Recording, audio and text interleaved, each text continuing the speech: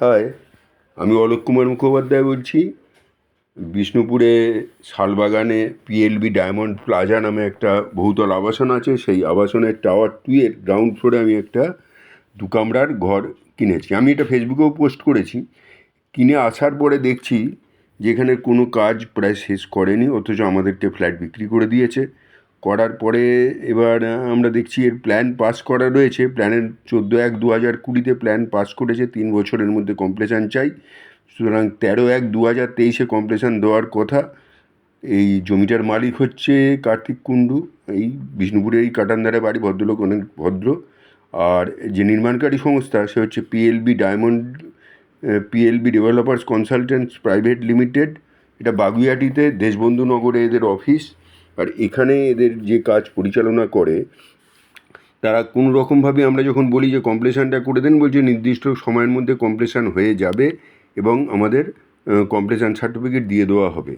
কিন্তু বারবার বলা সত্ত্বেও তারা দেয়নি। এবং তারা এই যে বিল্ডিং তৈরি করতে যতটা ইলেকট্রিসিটি খরচা আছে, বিষ্ণুপুর জেলখানার বিপরীতে জমা করে এবং বিষ্ণুপুর স্টেডিয়ামের আমরা তখন এগিয়ে বাঁ হাতে আমরা বিষ্ণুপুর খুচরো ও পাইকারি ওষুধের একটা বিশ্বস্ত প্রতিষ্ঠান।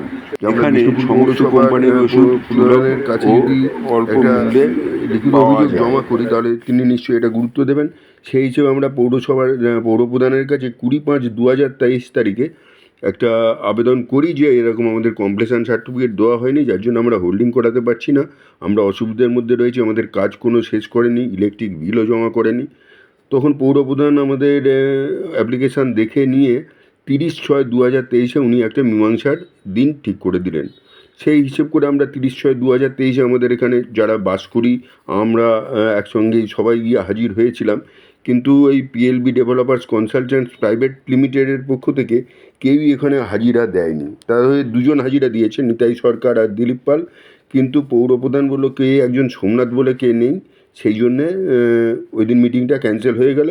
উনি করলেন কি, সেইটাকে ঘুরিয়ে দিলেন ডিএম মারফত, একদম বাঁকুড়া জেলা ক্রেতা সুরক্ষা আদালতে আমাদেরকে পাঠিয়ে দিলেন। আর বললেন যে আপনারা ইমিডিয়েট একটু থানায় গিয়ে এফআইআর করুন একটা, যে আপনাদের বিদ্যুৎ বিল প্রচুর বাকি, 1,40,000 টাকা মতো বিদ্যুৎ বিল বাকি রেখে দিয়েছে। তো আমরা সঙ্গে সঙ্গে সেদিন থানায় চলে গেলাম। সেই তারিখেই 30/6 আমরা সঙ্গে সঙ্গে থানায় একটা এফআইআর করলাম। থানা বললো যে আমরা বড় জোর তোদের ডাকতে পারি, আমরা বিশেষ কিছু করতে পারবো না বা এটা এফআইআর করতে পারবো না, যেহেতু এটা মাস পিটিশন হচ্ছে। ঠিক আছে, আমাদের ওখান থেকে বলে এলো ক্রেতা সুরক্ষা আদালতে বা ক্রেতা সুরক্ষা আদালতের থেকে আমাদের চিঠি করলো। বিষ্ণুপুর স্টেডিয়ামের সেখানে একটু এগিয়ে আমাদের একটা বাঁ হাতে মেডিটেশনের সুযোগ করে দিল, খুচরো ও পাইকারি ওষুধের একটা বিশ্বস্ত প্রতিষ্ঠান। চলে আসবে। এখানে আমরা সমস্ত গেলাম, কোম্পানির ওষুধ সুলভ পক্ষে ও কেউই অল্প হাজির মূল্যে হলো না। পাওয়া যায়। তখন ওরা বললো যে আপনারা এটা সরাসরি কেসে চলে যান। ঠিক আছে, আমরা তখন একজন উকিলকে ঠিক করলাম, করে আমরাও কেসের জন্যে আপিল করলাম। করতে আমাদের কেসটা গ্রাহ্য হলো এবং আমাদের অ্যাপিয়ারিংয়ের ডেট দিয়ে দিল 18/9/2023। 18/9/2023 আমরা যখন কেসের ওখানে গিয়ে হাজির হলাম, হওয়ার পরে যখন দেখলাম পিএলবি ডেভেলপার্সের পক্ষে কেউই আসেনি, কিন্তু কেসটা অটোমেটিক উঠলো। ওঠার পরে হিয়ারিংয়ে ওখানে জজ সাহেব বলে দিলেন কি, যেহেতু আপনাদের ডিড অফ কনভেন্স হয়ে গেছে, সেই জন্য আপনাদের সঙ্গে এগ্রিমেন্টের কোনো আর ভ্যালু থাকছে না। সুতরাং আমাদের সঙ্গে যে চুক্তি হয়েছিল, আমাদেরকে এই জেনারেটর দেওয়া হবে, তারপরে সিকিউরিটি রুম একটা করে দেওয়া হবে, তারপরে চিলড্রেন্স পার্ক থাকবে, ওসব তো নেই। উল্টে ইলেকট্রিক বিলও দেওয়া হয়নি। পরবর্তী সময়ে বিষ্ণুপুর থানার ওসির চেষ্টায় একটা ইলেকট্রিক বিল কিছুটা হলেও ওরা মিটিয়েছে, বাকিটা এখনও মেটায়নি। তো আমরা পুরোপুরি ঝুলেই আছি। আমাদের বলে দেওয়া হলো ওখান থেকে যে এটা সিভিল কোর্টের কেস। সিভিল কোর্টের কেস গেলে তো আর এই জীবনে আমাদের মনে হচ্ছে ওটা আর ঠিক হবে না। সেই জন্য আমি বলছি যে যারা ফ্ল্যাট কেনার জন্য স্টেডিয়ামের একটু এগিয়ে তাদেরকে সবার আগে বলে নিই, আগে দেখবেন যে ফ্ল্যাটের পাইকারি ওষুধের একটা বিশ্বস্ত প্রতিষ্ঠান। এখানে সমস্ত কোম্পানির ওষুধ সুলভ আপনারা ও ফ্ল্যাট ওনার্স অ্যাসোসিয়েশন গঠন করতে পারবেন না পাওয়া যায় এবং কোনো কাজই করতে পারবেন না। এবং বিদ্যুৎ বিল যেটা ইলেকট্রিক, যেটা কমন ওয়েজেসের জন্য যে ইলেকট্রিক বিল, সেটাও হচ্ছে কমন ওয়েজেসের জন্য যে ইলেকট্রিসিটি মিটার নেওয়া হবে, সেই মিটারও আপনারা নিজেদের নামে নিতে পারবেন না। মিটার থেকে যাবে জমির মালিকের হাতে। তো বন্ধুরা, আমি বলছি যে আমার এই সমস্যাটা আমি সমস্ত ডকুমেন্টস এখানে দিয়ে দিয়েছি। সেইগুলো দেখে আপনারা পারলে একটুখানি শেয়ার করবেন, যাতে আমরা এইটা থেকে একটু মুক্তি পেতে পারি, বা আমাদের যাতে রেকর্ড হয়। আমরা যাতে রেকর্ড করতে পারি আর আমাদের এই সমস্যাটা যাতে মেটে, তার জন্যে সবাই শেয়ার করুন। আমি এই ইউটিউবে আদৌ কোনো দিন কোনো কিছু তুলিও নি, আর আমি এটা করতে অভ্যস্তও নই। তবে এই মানে বিভিন্ন রকম সমস্যার মধ্যে পড়ে বাধ্য হলাম এটাকে করার জন্যে। ধন্যবাদ। আশা করি সবাই একটু সহযোগিতা করবেন যাতে আমাদের এই সমস্যাটাকে মুক্তি পেতে পারি, এবং আমাদের যাতে বিল্ডিংয়ের পুরো কাজ ওরা কমপ্লিট করে দেয়। ওরা কাজ একদম মাঝপথে ছেড়ে দিয়ে চলে গেছে, ছাদে কিচ্ছু করেনি, না কোনো জায়গায় কিছু কাজ করেন। যার ঘরগুলো বিক্রি করা হয়েছে আর ওরা ছেড়ে দিয়ে বেরিয়ে পড়েছে। তাই আপনারাও কেনার সময় আগে কমপ্লিশন সার্টিফিকেট দেখে নেবেন, তারপরে ফ্ল্যাট কিনবেন।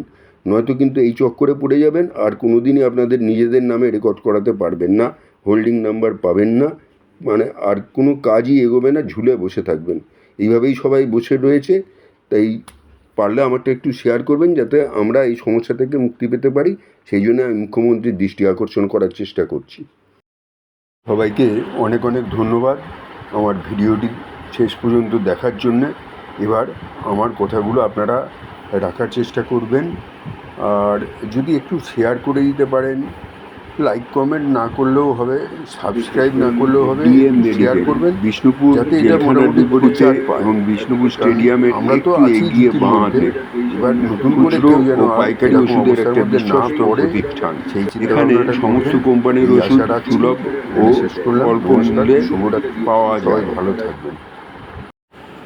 আমরা এখনও অবধি কোনো সুবিচার পাইনি, সেই জন্যে এই পোস্টটা পুনরায় আমি করলাম।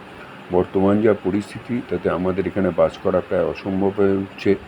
যাতে আমরা সুষ্ঠুভাবে ভালোভাবে বাস করতে পারি, এর জন্য সবাইকে অনুরোধ করছি আবার একটা আমার এই পোস্টটাকে সবাই একটু শেয়ার করে আমাদের সহযোগিতা করবেন, এবং আমরা যাতে আমাদের পুরো ব্যবস্থাটা বুঝে নিতে পারি, আমাদের নামে রেকর্ড করাতে পারি, আমরা হোল্ডিং নাম্বার পেতে পারি, তার বিহিত ব্যবস্থা করার জন্যে সবাইকে অনুরোধ করছি।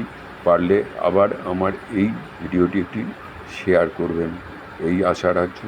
ধন্যবাদ। শুভরাত্রি।